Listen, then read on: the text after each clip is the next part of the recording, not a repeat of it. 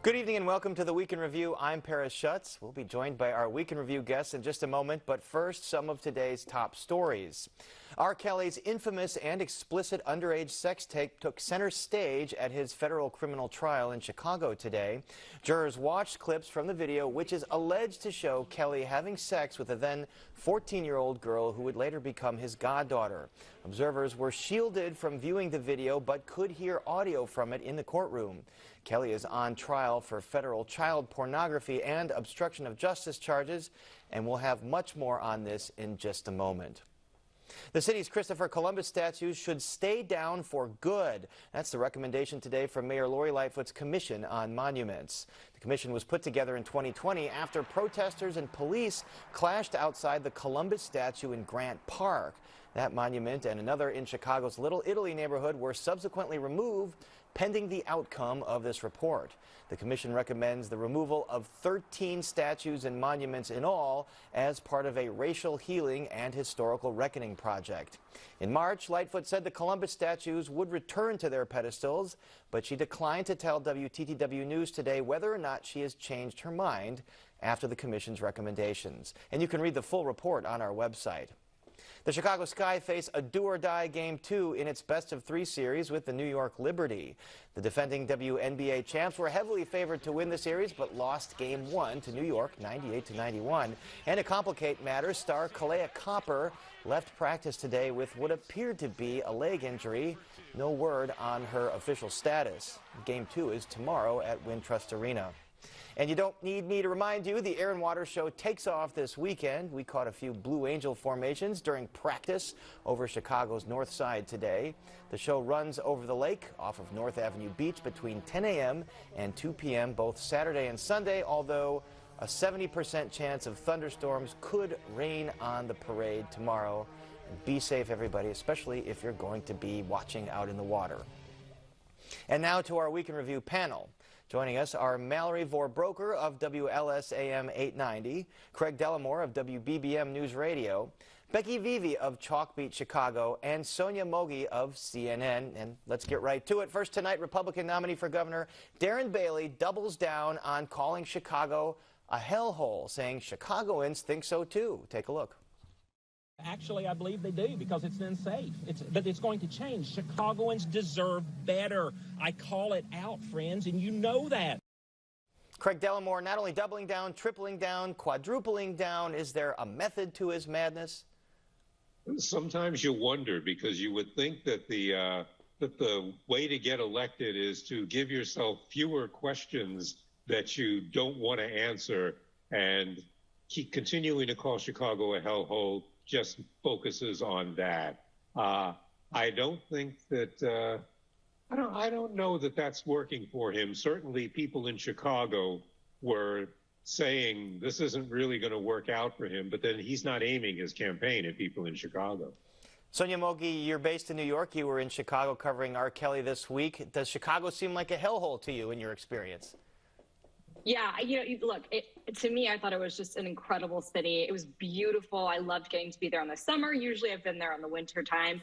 To me, as a New Yorker, what I love about a city is walkability. I felt safe walking to that courthouse every day, to and from, and it was just wonderful to see all these other people out, going to work, going to see the city. I loved every second that I was there, other than this disturbing testimony, obviously, that I was listening to. And perhaps Darren Bailey hasn't taken those walks in the loop like you have. Mallory Vorbroker, you were down there this week. How unified or discordant were Republicans at the GOP day?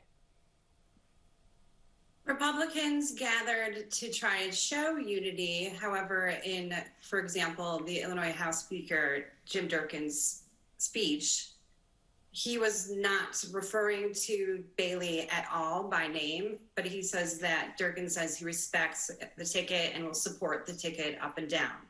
That's also the same vibe that most of Republican lawmakers were giving on the fairgrounds.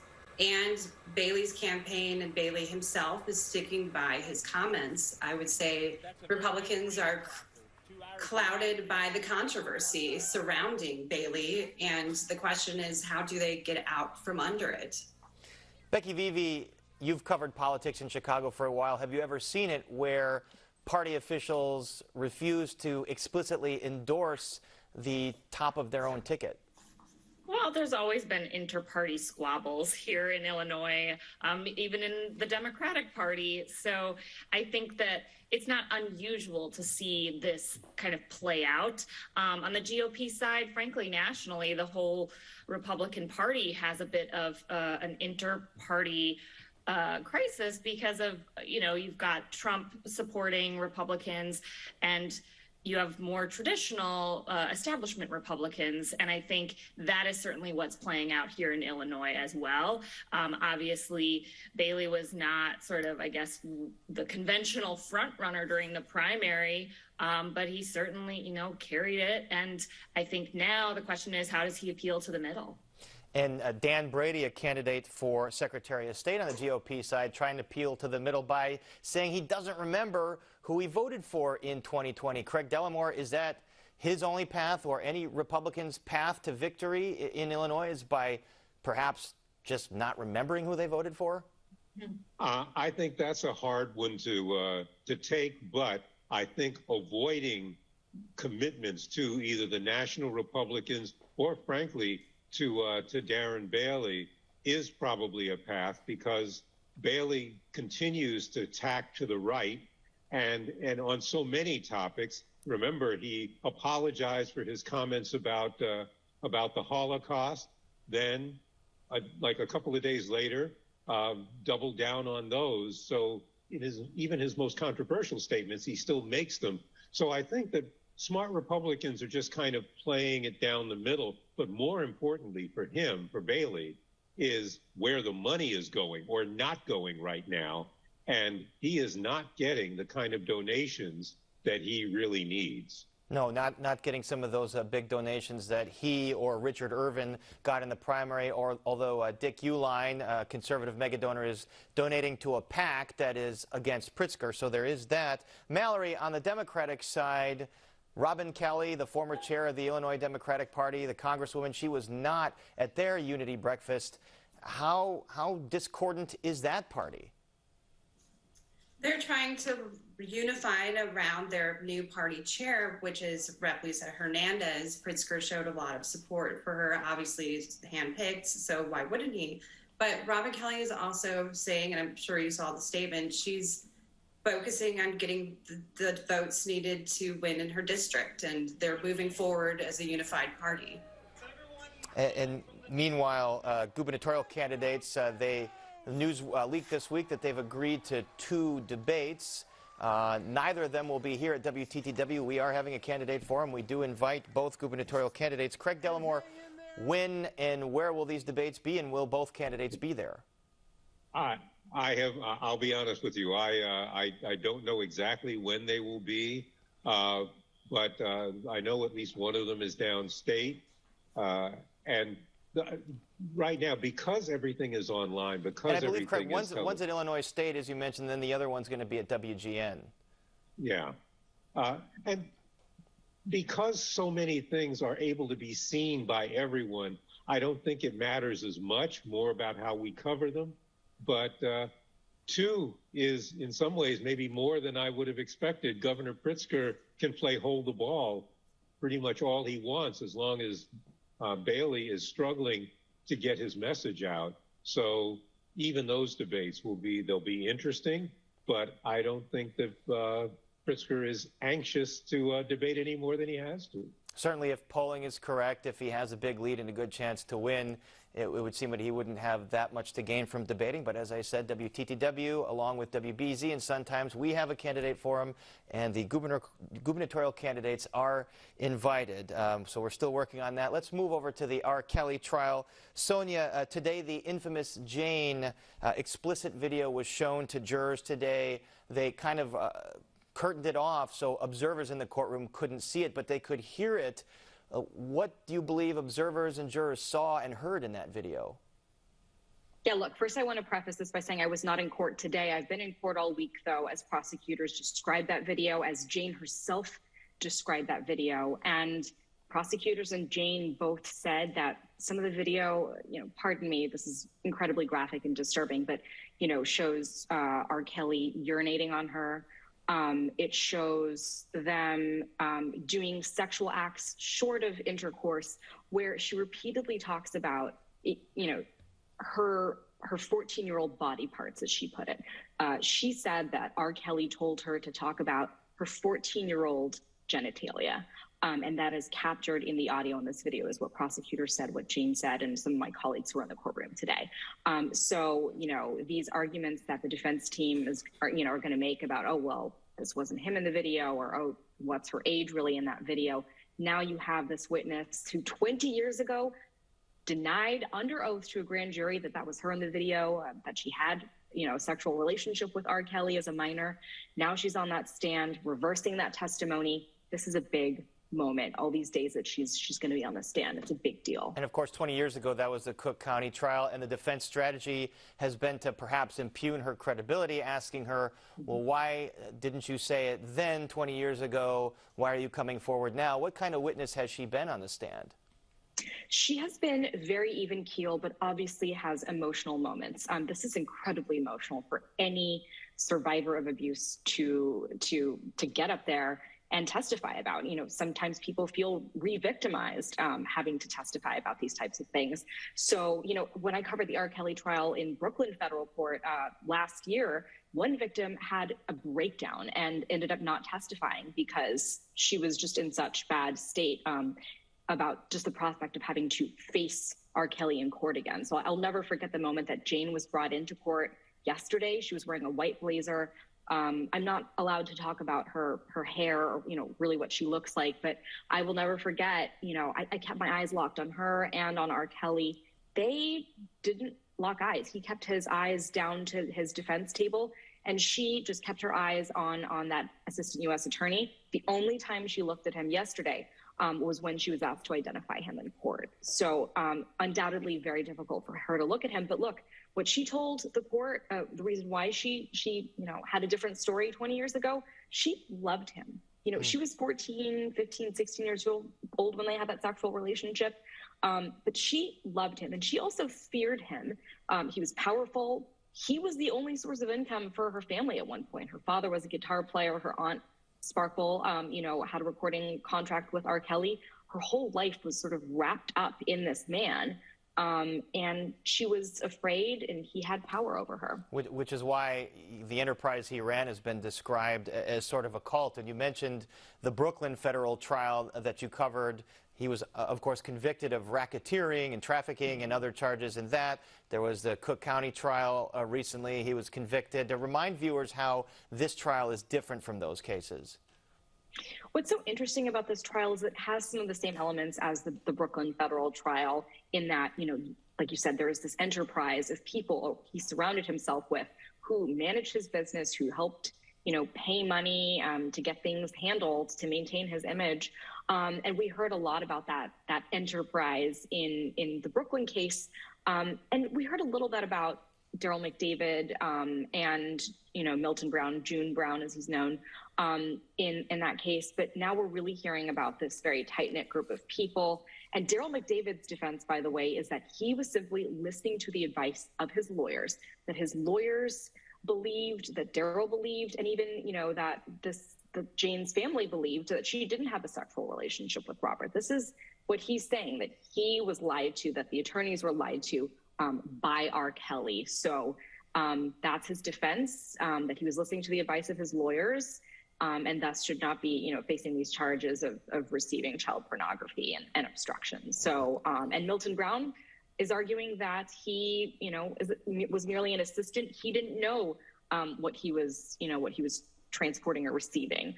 He didn't know that it was a sex tape. He and McDavid are both arguing that they believe that this tape was fake, that it wasn't actually showing child porn, and it didn't actually involve R. Kelly having sex with a minor. Of course, that tape was what broke it all open years ago back in the Sun-Times. So a lot of gruesome testimony and a lot more to come in the coming weeks. Let's move on to some other issues in the news this week. After a number of deaths in Lake Michigan over the past couple of weeks, the city is reminding residents of the dangers. Take a look. Swim with a partner. And please, if you're going to swim, if you're going to boat, don't drink. We can have fun without drinking. The most important thing you're going to do is bring yourself and your loved ones safely back home. Becky Vivi, I've never been to this playpen. I don't take you for someone that likes to go out there every weekend off of Ohio Street Beach with these partiers, but a rash of tragedies, massive foot injury, drownings, missing swimmers, deaths. What's going on out there? Yeah, I mean, I went once many years ago for a bachelorette party. And I would say that it's probably unrealistic to tell people in the playpen that the key here is to stop drinking. I think they need to consider how many boats they allow in this area. It's just really sad. I saw some of the articles that came out and these drownings, and I think that is an area that really needs a little bit of attention. It's kind of been loosey-goosey for many years, and I, again, don't frequent it, and I feel like it's someplace that though a lot of people do enjoy and do a lot of drinking, and that is true. Boats and water and drinking don't mix so well, especially in a lake like Michigan. So, it is good that they're paying attention to it. Again, I think it's going to take a little more than telling people not to drink. And so that's pretty much all we've heard the Coast Guard say this week. Craig Delmore, they've also said there's not much they can do to regulate how many folks anchor there in the playpen. The water is free and clear for anyone to recreate on. Is that true? Is there really nothing else they can do to perhaps limit how many people anchor there, or perhaps even make it off limits at certain times? I think that there's not really anything that they can do to limit it, despite the way the whole area is configured. In fact, one of my colleagues spoke with Brian Hopkins, the alderman for that area, earlier today, and Hopkins was saying all we can do is try to impress upon people that at the very least the person operating the boat should not be drinking, although that would not have made a difference in the case of the woman who lost her feet, because that person was not under the influence. He was just reckless. But really, it's a matter of people being aware and trying to be more careful, and maybe all the attention that's being paid will go to that. But no, they are, unless they're going to stop it from being there at all, and maybe doing more inspections, as Hopkins said. More inspections, more people watching what's going on. Maybe that scrutiny will cause people to take more care. And certainly this weekend, a lot of boats will be out there watching the Air and Water Show, so we hope everybody's safe. Becky Vivi, next week, school is back in session for CPS. CPS and CTU hammered out some COVID safety agreements over the summer. Does this mean there's going to be relative labor peace this year? Oh, that's a great question, Paris. And I do not have a crystal ball, though I wish I did. I'm certain that teachers and parents and families are certainly hoping that that they are going to strike a more conciliatory tone with one another. And I do think that they did work hard over the summer to negotiate an agreement. Their current safety agreement, which is the one that sort of brought things to a close with the January kind of closure of schools when teachers voted to go remote, and that agreement expires next week. And so they have this tentative agreement in place. They're going to vote on it. Teachers are going to vote on it next week. But what does it mean in a classroom? They're still going to have optional testing. They still have a mask optional policy. Masks are encouraged. They're continuing to offer vaccinations to all students. Even the youngest kids now can get vaccinated. And the biggest change, really, which follows CDC guidance, is if you're a close contact to a positive case, you do not need to have the quarantines. You do not need to be excluded from the classroom or move to remote learning. Now, if you are positive, you do need to quarantine. That does not change, but the close contacts won't need to quarantine, which I think, will be something that I think is probably welcome. And CPS CEO Pedro Martinez said that in an email to parents that the real reason to do that is that they want to keep students learning in person this year. 2.5 years of pandemic schooling has really taken a toll on a lot of children and teachers and staff in the school system. And I think there's a yearning to kind of get back to normal, figure out how we live with the virus, if you will. And this safety agreement will hopefully be voted up next week, and things should start off smooth sailing on Monday.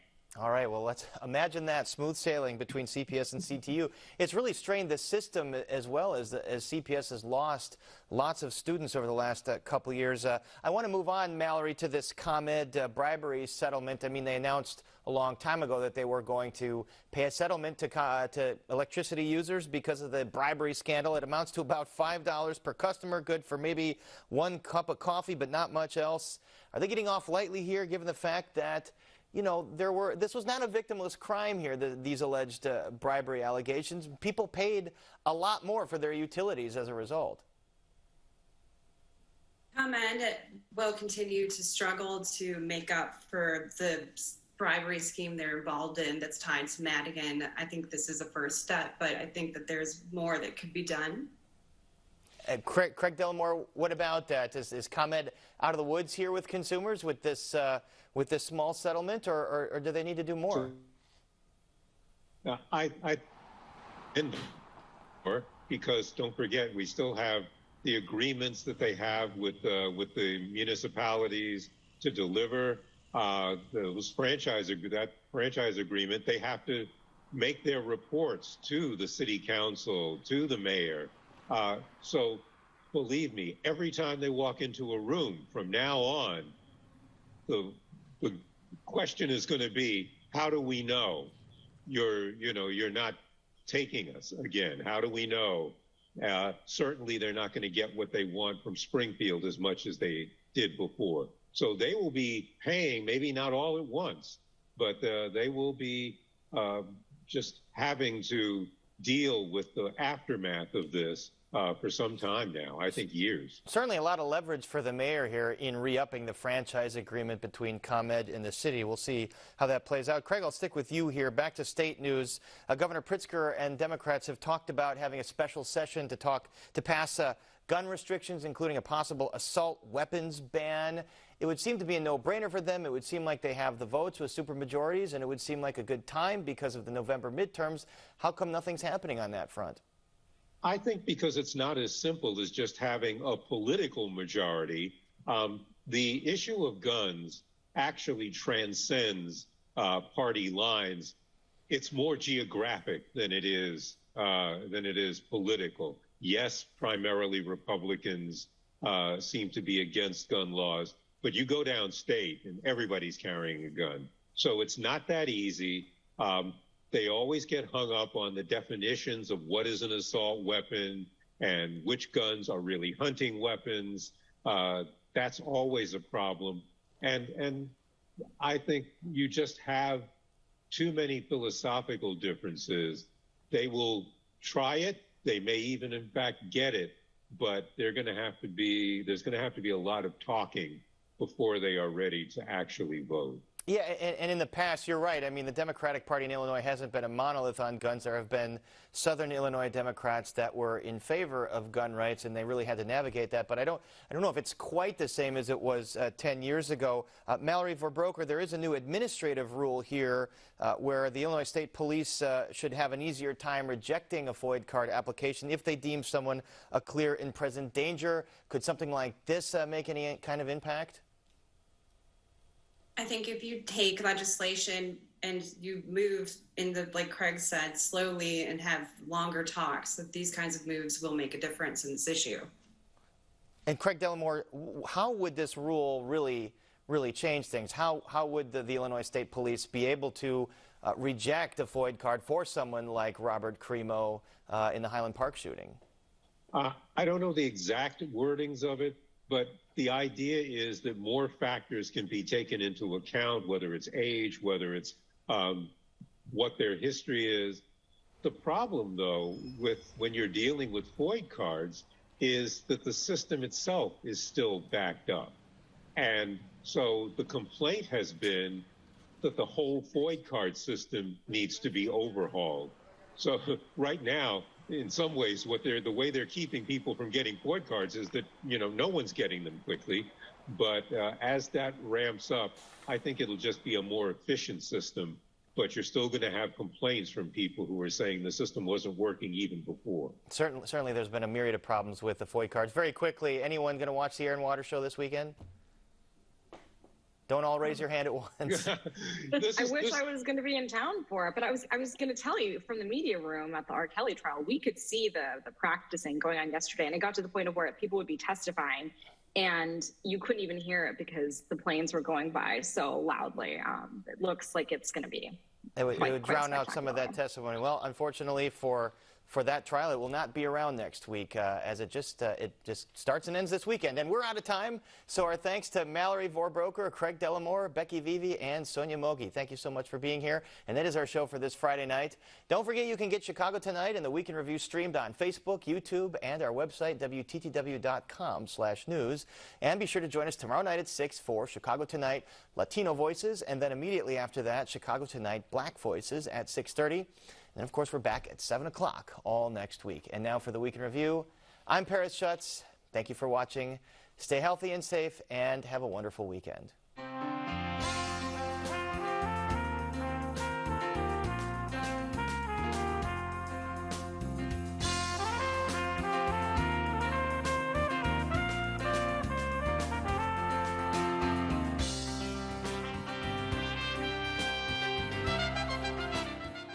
Closed captioning is made possible by Robert A. Clifford and Clifford Law Offices, a Chicago personal injury and wrongful death firm whose attorneys embrace a culture of philanthropy and service by volunteering their time, expertise, and guidance to help others in the greater Chicago community.